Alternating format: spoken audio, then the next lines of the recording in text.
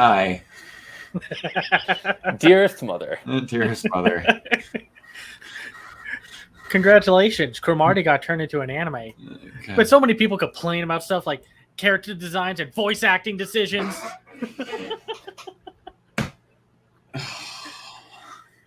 I just had that exact discussion with a friend of mine not too long ago.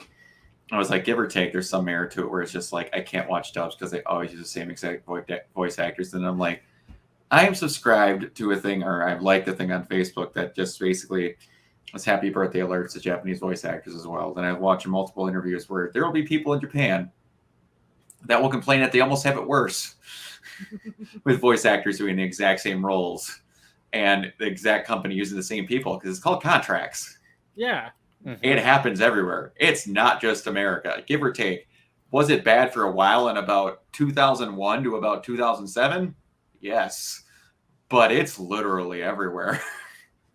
Yeah, no, this is why I don't like getting into those dub versus sub debates because it just there's never a good argument from the people who hate dubs because it's just like we are in a time period now where most dubs are going to be pretty good.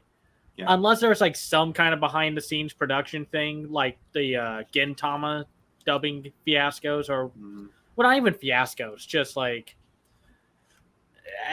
decisions made that people are like, huh, interesting.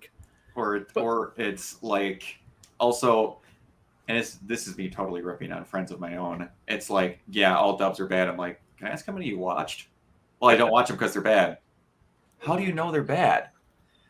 Like, watch like, I watch it in both. Every new anime I watch, if it's short enough, I watch it in both. No, when we do the seasonal anime drops, we usually watch them in subs, and then if a dub comes out, I rewatch them in dub to see if anything changes. Yeah. So it's just funny how the episode opens with that. And it turns into like a stereotypical anime girl. So it's like, maybe I could talk like this. And everything, or it goes into like this very basic cartoon shape look, like, or maybe I'll just talk like this. Turn like, nah. Fine. I'll just be myself. That was a lot of work. I'll just be myself. That wasn't worth it. People who complain should just watch this anime 1,000 times. Then they'll have a run too. Some anime, there's barely any animation. Now, there just a heads up, they do drop an F slur. That kind of took me by surprise. It's the one time they do it, and it sucks that it happens within the second episode because everything else about this episode's hilarious as hell. Yeah. So far, this is my favorite of the two we've seen so far. They do the same joke 100 times. Yeah, like this episode, we can't really pick a favorite gag because it's just the same gag, just in different variations. This might be the cheapest episode of anime I've ever seen made in my entire life. They literally have the same frame for half of the entire episode. Well, it's like the whole plot of this episode. Well, is they introduce Mechazawa, and the whole episode is all about everyone being completely stupid and not knowing Mechazawa is a robot, except for like a few handful of students. And that's the entire gag throughout this whole episode.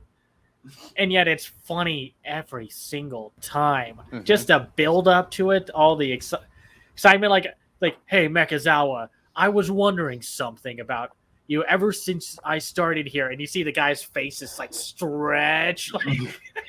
Your second button's undone. Oh, come on. They're just waiting for everyone to realize he's a robot. And row. They're going to say it. Robots, just say it. Just say it. Roly poly, friend from high school. From sixth grade. Yaru, is that you? I was like, what the hell are they calling this Blade Runner for? I'm like, oh, got it. I love the whole sequence where the guy's CD player breaks. His disc man. I love that. Just like, yeah, but I hope there's someone in this classroom that knows how to do this. It's like, you moron. you know nobody here at school knows about machines. We're all just this school is just full of complete dumbasses. Good Lord. And then they're like, yeah, but there's always that one kid in every class that's good with machines. Oh, And I know. Yeah. And then they go to Mechazawa. It's like, oh yeah, I'd love to help you, but I don't know how to do machines. And you can't at all tell that this manga was written starting in the year 2000 because the most difficult thing for a technology was to do was set the clock on a VCR. That aged me by about 20 years. I just got a huge kick, and then they're just like, "Come on, Mechazawa! Someone got punked by a bunch of kids on the other school. We gotta go help them. Let's get a few guys and teach them a lesson they deserve." And Mechazawa is just like, "Oh, but I heard it was this guy who did it, so maybe I'll take the fall for y'all instead." Like, you're so thoughtful and thankful for, but what? Why do you do this? Why? You're such a badass. Then they like Mechazawa like slaps someone. It's like, don't you understand that if you get in trouble, who will take care of that dear mother of yours? Yes. That's another one of like almost every anime. There's someone that's got someone is just like they're in the hospital. Why? Because they have plot cancer. Yeah. They have plot. That's what it is. Exactly. And then Mechazawa is all like, it's like, yeah, I'm bad with machines, and it's like, and then he kind of calls him out on like, but we thought you would do it, like you'd be good with machines. I'm like, all thumbs. How dare you think I'm good with machines? Men didn't think women were good with machines, but that's changed. They're 100 times smarter than us too. I just love that I adore that all the characters in this show look like 30-year-old men in high school uniforms. That is my favorite thing that will never not be a thing in animation. It's like, and I just, as of a month ago, got done binging all of JoJo's Bizarre Adventure, where there are American Gladiator-sized 13-year-olds. And it's just like, oh, he's a high school student. I'm like, Jotaro's 6'7", and he could bench press a continent. He's not in high school. This art style does kind of remind me a little bit of JoJo, like with the thick lines and the detail. No, the director for this show is Hiroaki Sakurai. If you've seen stuff like The Disastrous Life of Psyche K, he's the same director. So that makes sense. Yeah, and it's just funny. That's all this show is. It's just funny, and just like all the little editing details, like again, the guy's face that stretches across the screen, and then like when they're all like, you see, ever since you started here, and then you see like the clip art of Kamiyama and his friend just kind of floating in the background, like some random YouTube joke. Yes, my favorite one was like, but we're the only ones that notice he's normal, and then they show Freddie Mercury in the background. It's like, there's no one else in this high school that's that weird that it shows the gorilla. Gosh, and like this reminds me more of now. Like I mentioned MXC, and it still does remind me of that because I don't know how they do this purposely, but like how the dub is done, it feels like they're changing what they're actually saying. Like it was something serious originally. It's weird to say that unless you watch it, that it doesn't feel like that's what they should be saying. It feels like someone wrote this ghost stories, but purposely. Yeah, that's exactly the vibe that you get from this kind of show, where it is very much someone's taking the wind out of this. Yes, but it's not on accident. It's on purpose. It's on purpose. Yeah. That's why the show would be perfect for Adult Swim. Like this would be good now. Yeah, this would be like I said, I compare it to like Aqua Teen Hunger Force because it's like there's a plot to Aqua Teen Hunger Force. Well, plot, but it's mostly there for like the jokes and the gags and all the characters that you encounter and such. And that's literally what a lot of Adult Swim built its foundation on. Basically. So it was just interesting that this never got on there like at the same time as Cowboy Bebop or Trigun, even though those are like wildly different than what they were showing at the time. It was, but yeah, that was a weird time, and Yeah, no, it's just like, yeah, it's like if you're not down for this gag kind of stuff and just taking the wind out of delinquent dramas, you're probably not going to like this episode or this show entirely. But it's just so funny. It's like pure jokes. There's no like really hard to think about kind of humor. There's no real references unless you're like a fan of those kind of anime from back then. It's just wacky humor.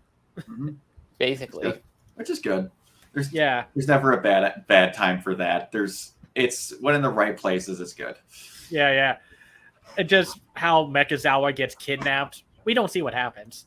They probably would have just said, "Go read the manga," instead. And he gets stabbed with his strawberry short knife. You mean he broke your strawberry short knife? They were playing Mad Libs when they came up with that. they had to. You could have gave me a million guesses. I never would have came up with strawberry short knife.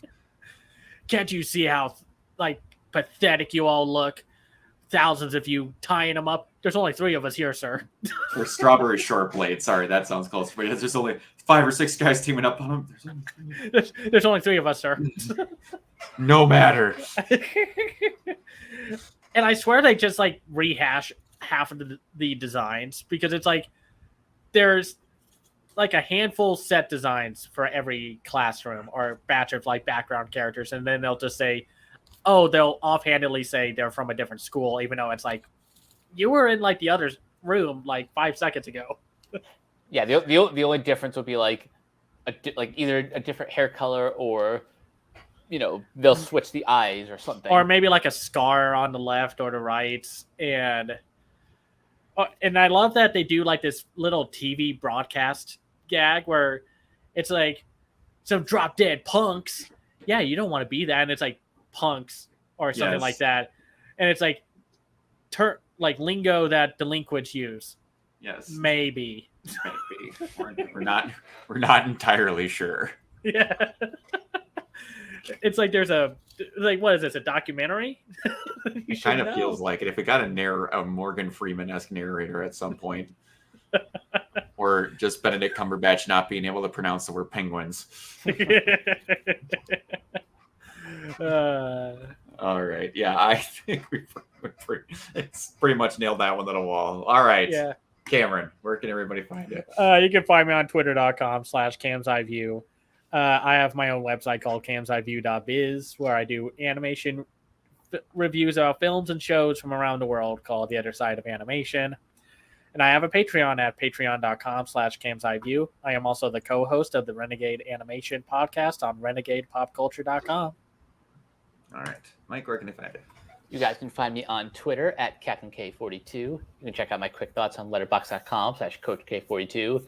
And you can find Renegade Pop Culture on Facebook and Twitter at Ren Pop Culture. You can also find us on YouTube, on Podchaser, The Banana Meter. Listen to all of our podcasts on Anchor, Spotify, Apple Podcasts, etc. And last but not least, everything can be found at RenegadePopCulture.com. You need to escape, so do we. You can find me everywhere at Organoid Zero, mostly on YouTube and Twitch. All right. Until next time, we will see you all later. Bye. Peace.